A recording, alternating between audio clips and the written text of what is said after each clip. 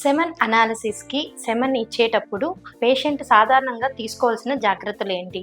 నేను మీ doctor Lakshmi, fertility consultant, మాతృత్వ fertility centre, Nellore branch. వీర్యకణాల పరీక్షకు సెమెన్ని ఇచ్చేటప్పుడు సెమెన్ అనేది క్లినిక్లో కానీ హోమ్లో కానీ కలెక్ట్ చేయొచ్చు. క్లినిక్లో కలెక్ట్ చేసి ఇవ్వడం అనేది బెస్ట్ పద్ధతి. ఎందుకంటే కలెక్ట్ చేసిన తక్కువ సమయంలోనే మనము వాటి టెంపరేచర్ని మెయింటైన్ చేస్తూ ల్యాబ్లో సబ్మిట్ చేయగలం.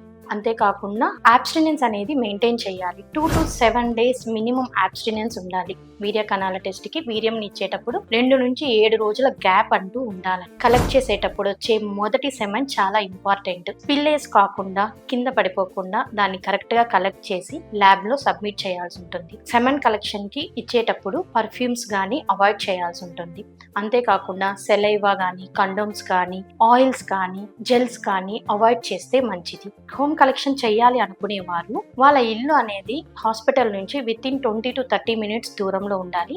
వాళ్ళు సెమెన్ కలెక్ట్ చేసిన 20 to 30 minutes ల్యాబ్లో సబ్మిట్ చేయాల్సి ఉంటుంది. అలా తీసుకొచ్చేటప్పుడు కూడా టెంపరేచర్ అనేది మెయింటైన్ చేస్తూ బాడీకి దగ్గరగా పెట్టుకొని తీసుకొచ్చి ఇవ్వాల్సి ఉంటుంది.